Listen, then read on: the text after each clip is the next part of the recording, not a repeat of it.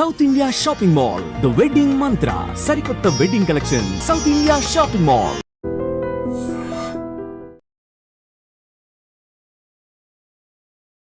నమస్కారం, welcome to I dream. ధర్మ మార్గం విత్ విజిత కార్యక్రమానికి స్వాగతం.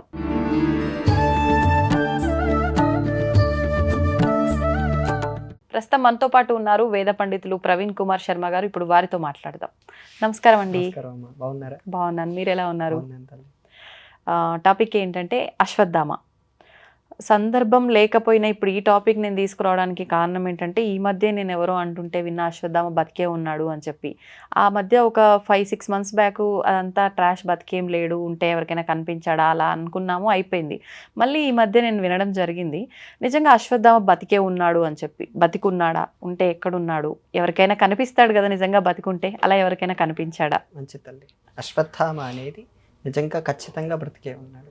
అశ్వత్థామ ఒక్కడే కాదు, సప్త చిరంజీవులు అంటారు. అశ్వత్థామ, బలిర్వ్యాసో, బలి తెలుసు కదా, బలి చక్రవర్తి, వ్యాసుడు, హనుమంతుడు, విభీషణుడు, కృపుడు, పరశురాముడు, వీళ్ళందరూ బ్రతికే ఉన్నారు. వీళ్ళనే సప్త చిరంజీవులు అంటారు. ఎక్కడున్నారు వీళ్ళు బ్రతికుంటే?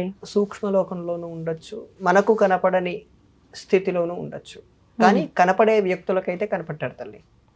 ఒక్క 3 నెలల కిందట శరీరం చాలించిన వ్యక్తి ఆయన పైలట్ బాబా అంటారు. ఆయన ఎయిర్ ఫోర్స్ లో పనిచేశారు. తర్వాత ఆధ్యాత్మికంగా చాలా సాధన చేసి వాళ్ళ గురువులతో పాటు అడవులు తపస్సు చేసి ఆయన ఒక ఆశ్రమం కూడా పెట్టారు. నార్త్ ఇండియాలో ఒక మంచి ఆశ్రమం కూడా ఉంది. ఆయనకు కనపడ్డారు. ఆయన 3 నెలల కిందటే శరీరాన్ని వదిలిపెట్టారు. ఆయన ఒక పుస్తకం కూడా రాశారు ఈ విషయం పైన, కనిపించినట్టు. అశ్వత్థామతో పాటు కొన్ని నెలలు ఆయన సహజీవనం చేశారు. ఎప్పుడు అంటే అదంతా జరిగింది? 30-40 ఏళ్ల కిందటే.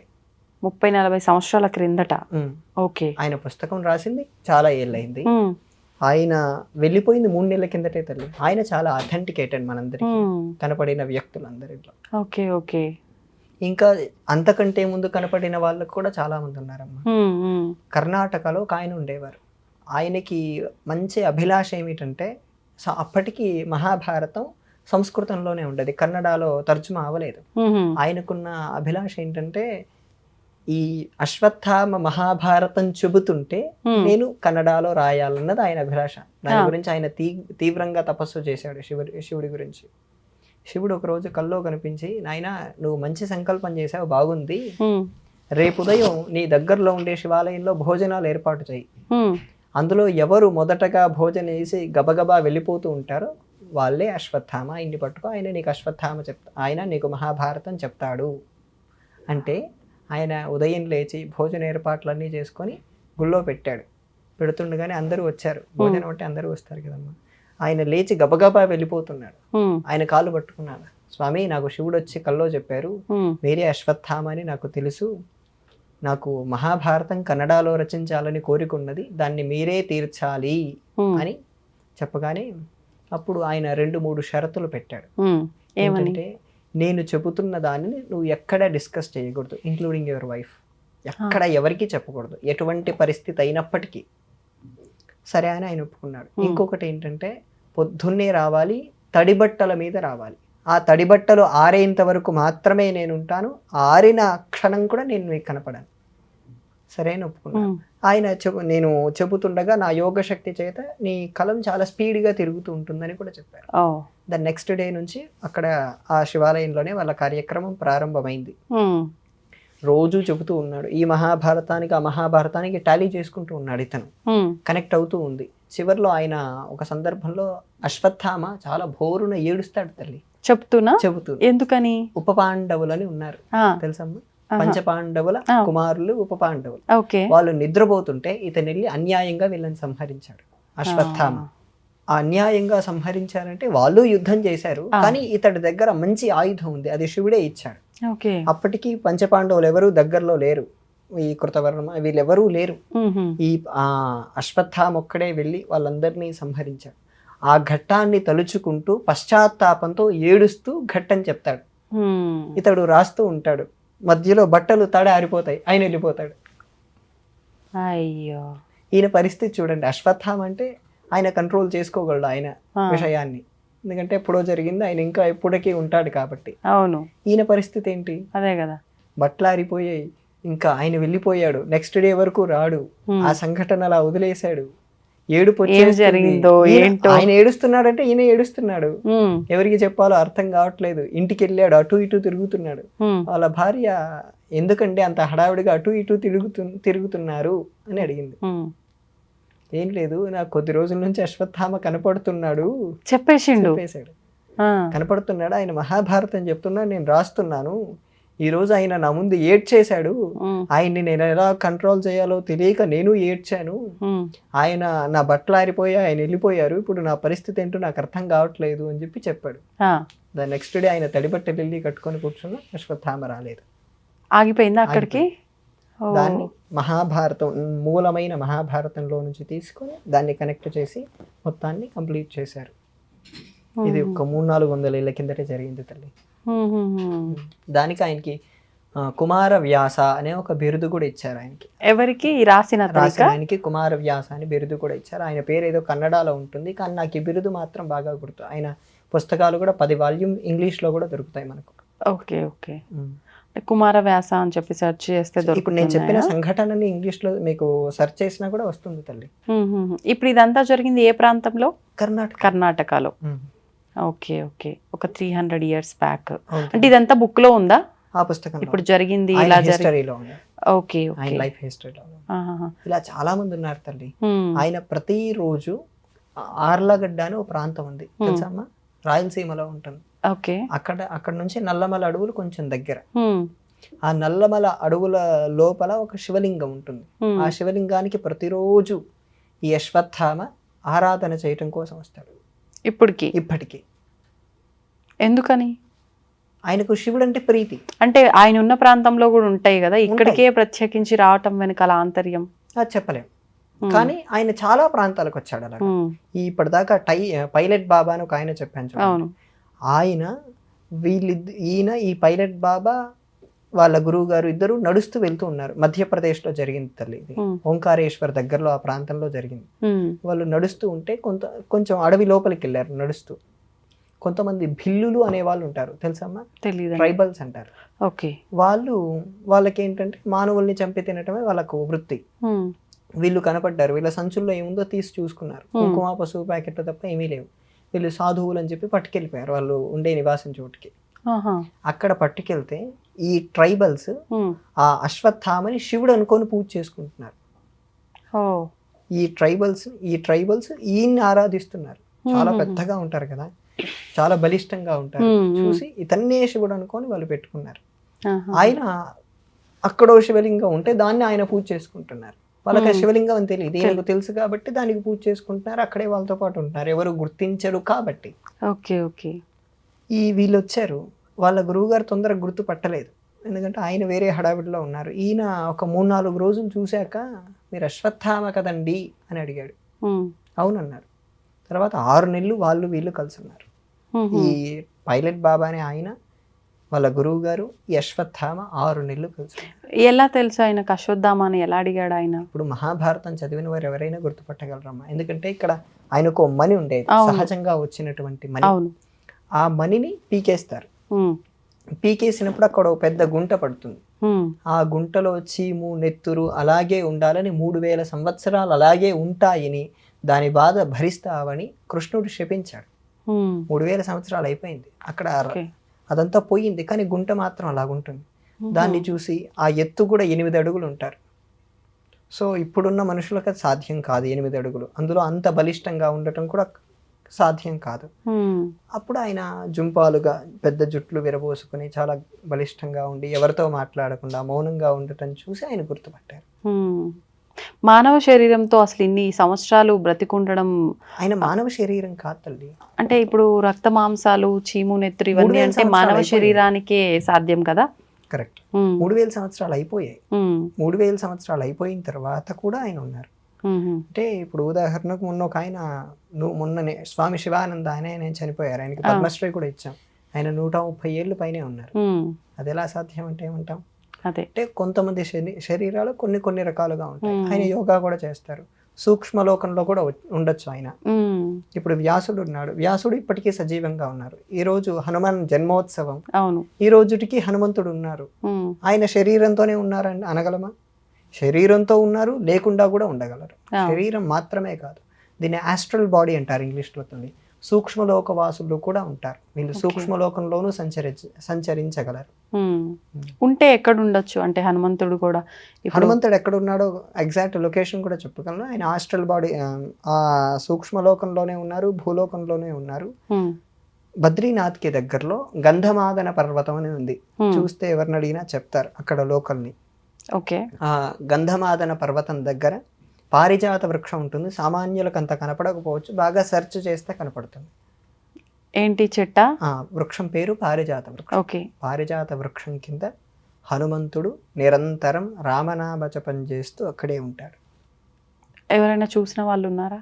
కొద్దేళ్ల కిందట చూశారు, కానీ ఇప్పట్లో ఎవరు అంత పరిశీలన చేసిన వాళ్ళు లేరు. హనుమంతుని చూడాలంటే బద్రీనాథ్ వరకు వెళ్ళనక్కర్లేదు, మీ ఇంట్లో కూడా చూడొచ్చు. నేను మీకే ఇది ఆప్షన్ ఇస్తాను, ఎలా మీరు ట్రై చేయగలరా? ఈ టాస్క్ మీరు ఫోటోలోనా? ఫోటోలో ఏం కాదు, మీరు మీ ఇల్లంతా చక్కగా ఆవు పేడతో అలికి మంచి శ్రీరాముల వారి ఫోటో పెట్టుకొని రోజు ఒక 40 రోజులు దీక్ష పెట్టుకోండి, ఏ పని పెట్టుకోకుండా రోజు రామనామం జపిస్తూ ఉంటే అక్కడ పక్కన కుర్చీ వేసి మంచి వస్త్రం వేసి పెట్టి అలా పెట్టారనుకోండి, హనుమంతుడు వచ్చాడు అన్న అనుభూతి మీరే పొందుతారు. అవునా? దీనికి ఒక శ్లోకం కూడా ఉంది తల్లి, యత్ర యత్ర రఘునాథ కీర్తనం, తెలుసు కదమ్మా, తత్ర తత్ర కృతమస్తకాంజలిం, ఇలా నిలబడి ఉంటారు. కృతమస్తకాంజలిం బాష్పవారి పరిపూర్ణలోచనం, బాగా కన్నుల నిండా నీళ్లతో మనం చెప్పేటువంటి నామాన్ని, చెప్పే రామాయణాన్ని వింటూ ఉంటాడు. బాష్పవారి పరిపూర్ణలోచనం మారుతి నమత రాక్షసాంతకం అంటారు. ఈ శ్లోకం కరెక్ట్ అయితే చాలా మంది పరిశీలన చేశారు ఈ విషయాన్ని. కంచి పరమాచార్యుల వారని ఒక ఆయన ఉండేవారు, ఆయన పరిశీలన చేశారు. అంతెందుకమ్మా, మీకు నాకు బాగా పరిచయం ఉన్న చాగంటి కోటేశ్వరరావు గారు కూడా ఈ విషయాన్ని పరిశీలన చేశారు. నాకు తెలిసిన 2-3 పరిశీలన చేశారు, వారిద్దరికి ఆ అనుభూతి కలిగింది. వ్యక్తిగతంగా చేయగలిగితే చేయాలి. అంటే అది మన భావన, నిజంగా అక్కడికి వచ్చినట్టుగా అనుభూతి, నిజంగానే అనుభూతి అనిపిస్తుంది. ఇప్పుడు నేను మిమ్మల్ని ముట్టుకున్నాను అనుకోండి, మీకు ముట్టుకున్నానని అనిపిస్తుంది కదా, అలాంటి భావన అందరూ పొందుతారు. ఓకే. అంటే ఆ స్పర్శ ఫీలింగ్ అంతా కూడా తెలుస్తుంది అంటున్నారా?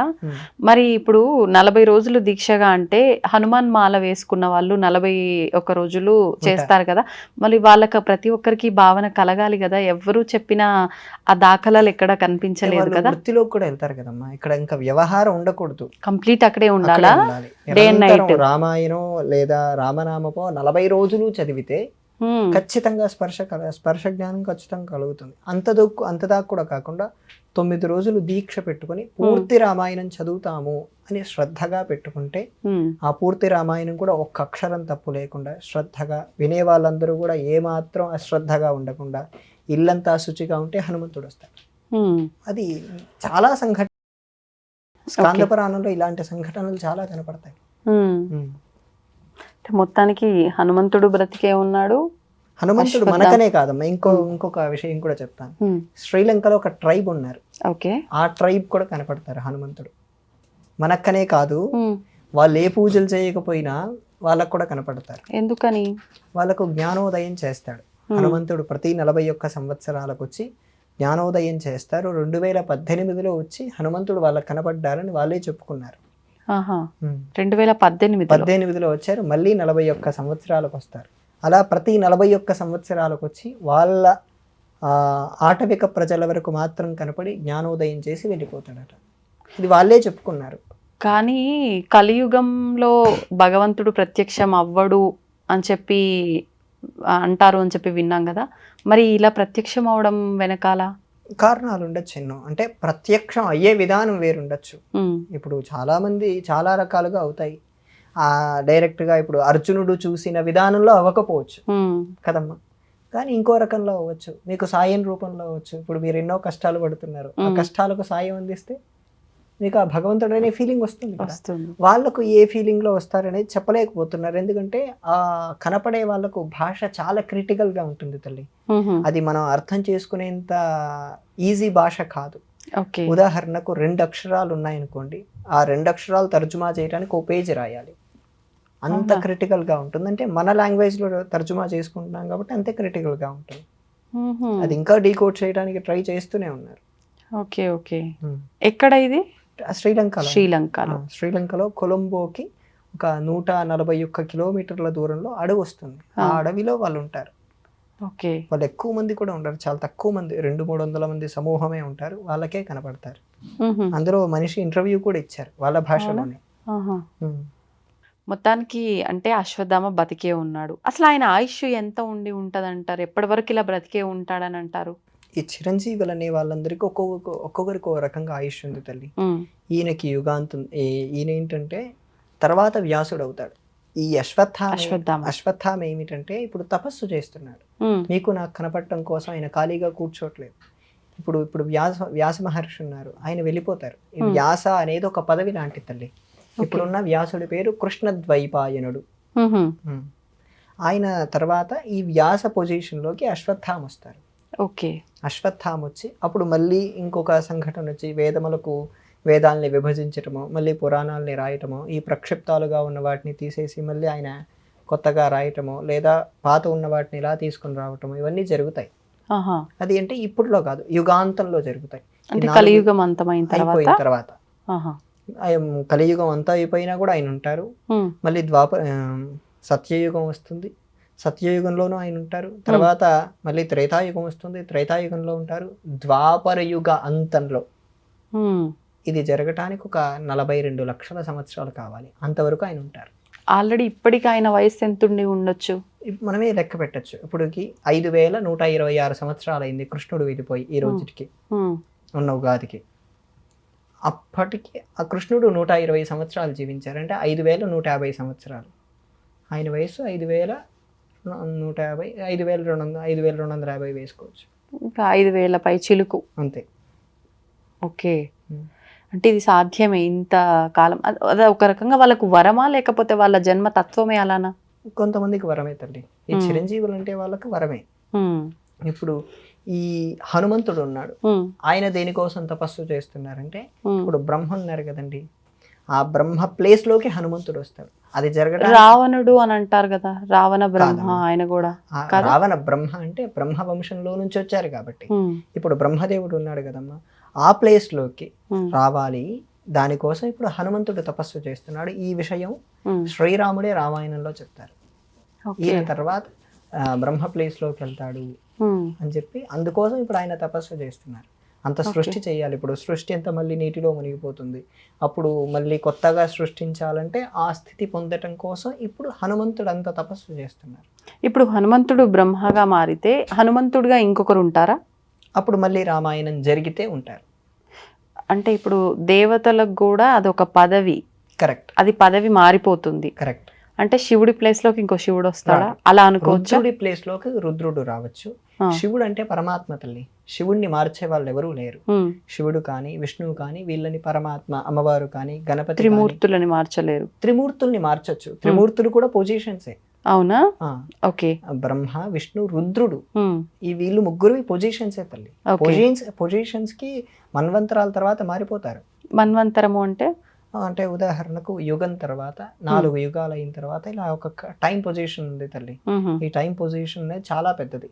ఈ రోజు ఒక యుగం అంటే తెలుసు కదమ్మా, ఇప్పుడు కలియుగం ఉంది, దాని వయస్సు 4,32,000 సంవత్సరాలు. దాన్ని డబల్ చేయండి, 8,64,000. దానికి ద్వాపర యుగం వయస్సు 17 లక్షల చిల్లర. అప్పుడు అది త్రేతాయుగం. ఓకే. దాన్ని డబల్ చేస్తే 43 లక్షలు అవుతుంది. అప్పుడు అది పోస్టులు మారిపోతుంటాయా? అప్పుడు ఈ 4 కలిస్తే ఒక మహాయుగం అవుతుంది. ఓకే. ఇలాంటి యుగాలు చాలా జరగాలి. జరిగితే 76 పైన జరిగితే ఓ మన్వంతరం అంటారు. దానికి బ్రహ్మకు ఒక రోజు, అప్పుడు ఒక పగలు, డే ఓన్లీ, ఫుల్ డే కాదు, హాఫ్ డే. సో ఇలాంటివన్నీ అంటే 12 అవర్స్ మనకి, అంతే 12 అవర్స్ అనుకోవాలి. ఇలాంటివి చాలా జరిగాక 3 పోస్టులు మారిపోతారు. శివుడు మారడు. శివుడు అంటే శాశ్వతమైన వాడు అని పేరు. శాశ్వతం అంటే ఎటర్నల్ అని ఇంగ్లీష్ లో పేరు. ఇప్పుడు పుట్టినవాడు కాదు, రేపు వెళ్ళిపోయేవాడు కాదు, ఎప్పటికీ ఉండేవాడు, ఎల్లప్పటికీ ఉండేవాడు. అందుకు శివుడిని మార్చలేరు, రుద్రుడు మారుతాడు. రుద్రుడు ఎవరు? అంటే శివుడికి రుద్రుడికి తేడా ఏంటి? మనం రుద్రుడే అంటాం కదా శివుడిని కూడా. రుద్రుడు అనేది శివుడిలో నుంచి వచ్చినటువంటి ఒకనొక చిన్న తేజస్సు రుద్రుడు. ఓకే. ఈ రుద్రుడు అనేవి ఈ విశ్వాన్ని లయం చేసేస్తాడు. ఆయనని మనం ఏ రూపంలో ఆరాధిస్తున్నాం? శివుడి రూపంలోనే. మ్మ్. ఈ నమ్మకం అభిషేకం చేసేటప్పుడు మంత్రాలంతా రుద్రుడి గురించి ఉంటాయి. శివుడు వేరు, రుద్రుడు వేరు. అంటే ఈ రుద్రుడి శివుడి తేజస్సే రుద్రుడు తల్లి. ఓకే. కానీ ఎక్కువ శాతం రుద్రుడి శక్తి శివుడు, ప్రధానమైన శక్తి శివుడు. ఈ రుద్రుడు వెళ్ళిపోయే పొజిషన్ శివుడు వెళ్ళిపోయే పొజిషన్ కాదు. ఓకే. ఇందులో రుద్రుల్లో కూడా రకాలు ఉన్నారమ్మా. ఏకాదశ రుద్రులు అని ఉన్నారు, 11 మంది ఉన్నారు వీళ్ళు. ఈ 11 మంది కూడా పొజిషన్సే. ఉదాహరణకు ఇంత పెద్ద ఆఫీస్ ఉంది, ఇంత పెద్ద ఆఫీస్ లో హెచ్ఆర్ అని, మేనేజర్ అని, దీంట్లో ఎలా రకాలు ఉన్నాయో ఈ సృష్టిని నడిపించడం కోసం శివుడు అలా నియామకం చేశాడు వీళ్ళందరినీ. ఓకే. అంటే ఎవరి ప్లేస్ వాళ్ళకు డిసైడ్ చేయబడి ఉంది. అంతే. ఇప్పుడు ఒక్కొక్క ప్లేస్ కి ఒక్కొక్కరికి అర్హత. అంతే. ఈ ప్లేస్ లో మీరు చేయాల్సిన పని అయిపోయిన తర్వాత మీరు వెళ్ళిపోతారు, ఇక్కడేం కూర్చోరు కదా వాళ్ళు. అంతే తల్లి. కానీ శివుడు అనేవాడు ఎల్లప్పటికీ ఉండేవాడు. సృష్టి ఉన్నా ఉంటాడు, సృష్టి లేకపోయినా ఉంటాడు. అలా అంటే ఉండేవాళ్ళు ఎవరెవరు? శివుడు, పరమాత్మ మాత్రమే. పరమాత్మ. ఆ పరమాత్మని మనం శివుడు అంటున్నాం, ఆ పరమాత్మని వైష్ణవులు విష్ణువు అంటున్నారు, ఆ పరమాత్మని అమ్మవారిని ఆరాధించే వాళ్ళు పరాశక్తి అని పిలుస్తున్నారు. మనం మహారాష్ట్రకి వెళ్ళామనుకోండి, ఇప్పుడు మనం శివపార్వతుల బిడ్డ గణపతి అని అంటాం. అవును. కానీ అక్కడ మహారాష్ట్రలో గణపతి శివపార్వతుల బిడ్డ కాదు, గణపతి పరమాత్మ. ఇది నిజమే. అదెట్లా? శాస్త్రాల్లో ఉన్నదే. ఏంటంటే శివపార్వతులు కూడా గణపతి పూజ చేశారు వివాహం చేసుకుని. అవును, అవును. మరంటే అంతకంటే ముందున్నవాడే కదా. అంటే పరమాత్మ దృష్టి. మనకు మోర్గావ్ అనే ప్రదేశం ఉంది తల్లి, ఇక్కడ మహారాష్ట్రలో ఉంటుంది. అద్భుతమైన క్షేత్రం మోర్గావ్. అక్కడ గణపతి ఆలయాలు చాలా ఉన్నాయి. వాళ్ళు ఆరాధించే విధానం కూడా చాలా బాగుంటుంది. శంకరాచార్యులు కూడా ఈ గణపతి విధానాన్ని పెట్టారు. మరి గణపతి ముందుగానే ఉంటే ఆయన సంతానం అని చెప్పి మనం ఎందుకు మాట్లాడుకుంటున్నాం? లీల. మనం చేసేది కర్మ, భగవంతుడు చేసేది లీల. ఆయన చేసింది ఏమిటి? ఆ రాక్షసుల్ని సంహరించటం కోసం వచ్చినటువంటి పద్ధతి. భగవంతుడు మాట చెప్పాడు, పరిత్రాణాయ సాధూనాం వినాశాయ చ దుష్కృతాం. ఈ సందర్భం ఈ శ్లోకం 5000 సంవత్సరాల క్రిందటే చెప్పారు. కానీ భగవంతుడు ప్రతి సందర్భంలోనూ ఇదే దాన్నే పాటిస్తున్నాడు. దాన్ని ఏ రూపంలో అయినా పాటించవచ్చు. అదే కృష్ణుడే గణపతి అని ఒప్పుకున్నా ఏమీ కాదు. అలా సుబ్రహ్మణ్య స్వామిని పూజించేవారు కూడా పరమాత్మనే ఒప్పుకుంటారు. తమిళనాడులో పళని క్షేత్రాలు ఉన్నాయమ్మా. అలాగే మోపిదేవి అని మనకు తెలుగు రాష్ట్రాల్లో ప్రసిద్ధమైనది ఉంది. ఇలా వీళ్ళకి ఇక్కడ ఏంటంటే సుబ్రహ్మణ్య స్వామి పరమాత్మయే. అక్కడ శివపార్వతుల బిడ్డగా చూడరు. మన శ్రీశైల క్షేత్రం కూడా మొట్టమొదటిగా సుబ్రహ్మణ్య స్వామిదే. అవునా? ఓకే. సుబ్రహ్మణ్య స్వామి అలిగి అక్కడికి వచ్చాడని, శివపార్వతులు ఉండలేక అక్కడికి వచ్చారంటారు. Okay, okay. శ్రీశైలం కూడా అద్భుతమైన క్షేత్రమే, మీరు వెళ్ళారు. అలా ఏంటంటే ప్రతి దేవతని పరమాత్మ దృష్టితో చూస్తారు. అలా ఈ మన్వంతరాలు అయిపోయాక త్రిమూర్తులు వెళ్ళిపోతారు. ఈ ఇంద్రుడు కూడా ఓ పదవే. ఇంద్రుడు కూడా పదవి. ఇలాంటి ఇంద్రులు ఎంతో మంది మారిపోతూ ఉంటారు. ఒక్క మారని ఎవరు అంటే పరమాత్మ మాత్రమే మారరు. ఆ పరమాత్మని మనం చాలా కోణాల్లో చూడొచ్చు. మీరు విష్ణువు అనొచ్చు, నేను శివుడొచ్చు, ఆయన ఏమైనా పిలవచ్చు. అంటే ఎవరు ఎలా నమ్మి ఎలా భావిస్తే అలాగే. అంతే. ఇది అని ఖచ్చితంగా చెప్పలేము భగవంతుడి విషయంలో. చెప్పలేమంటే భగవంతుడి తత్వం ఒకటే, ఆ తత్వాన్ని చూస్తున్న రకాల విధానం వేరు. ఓకే, అర్థమైంది. ఇంకోసారి చెప్పంటారు? అర్థమైంది. ధన్యవాదాలండి. తవ్వండి, తవ్వుతూనే శివలింగం. సరే, దాన్ని అట్లా కప్పేసేయండి, చూపించదండి. మూర్తి పూజ కాదు, సాక్షాత్ బ్రజేంద్ర నందన భగవాన్ ఉన్నారు మూర్తులు. ఏమీ ఆశించకుండా ఆరాధించే వాళ్ళు కూడా ఉన్నారా ప్రభుజీ? నిజమైన భక్తి అంటే మనకు తెలియదు కాబట్టి